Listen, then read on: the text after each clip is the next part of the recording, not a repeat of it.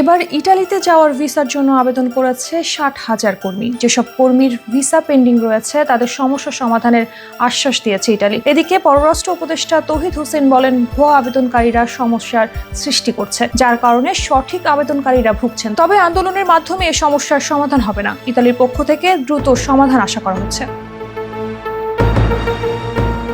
এদিকে ইটালির স্বরাষ্ট্রমন্ত্রী মাত্তেও পিয়ান্তোদোসি 6 মে ঢাকায় আসছেন। তার সফরের মূল উদ্দেশ্য হলো অভিবাসন ও নিরাপত্তা সহযোগিতা বৃদ্ধি করা, বাংলাদেশ ও ইটালির মধ্যে একটি সমঝোতা স্মারক সই করা, যার মাধ্যমে বৈধ অভিবাসন নিশ্চিত করা হবে।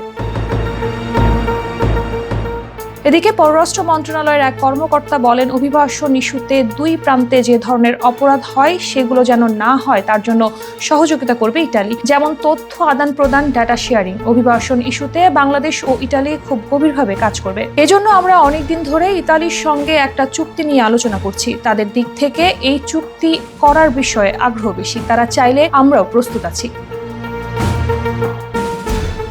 তৌহিদ হোসেন আরো বলেন, ইতালির বিষয়টি নিয়ে আমরা প্রতিনিয়ত তাদের সঙ্গে যোগাযোগে আছি। কিছু সমস্যা আছে যেটাতে আমাদেরও দোষ আছে, নিজেদের ত্রুটি স্বীকার করা উচিত, কারণ 60,000 মানুষের কাগজপত্র ইস্যু হয়েছে। আর এ সমস্যার সমাধানে বাংলাদেশের পক্ষ থেকে ইতালিকে অবিরাম চাপ দেওয়া হচ্ছে।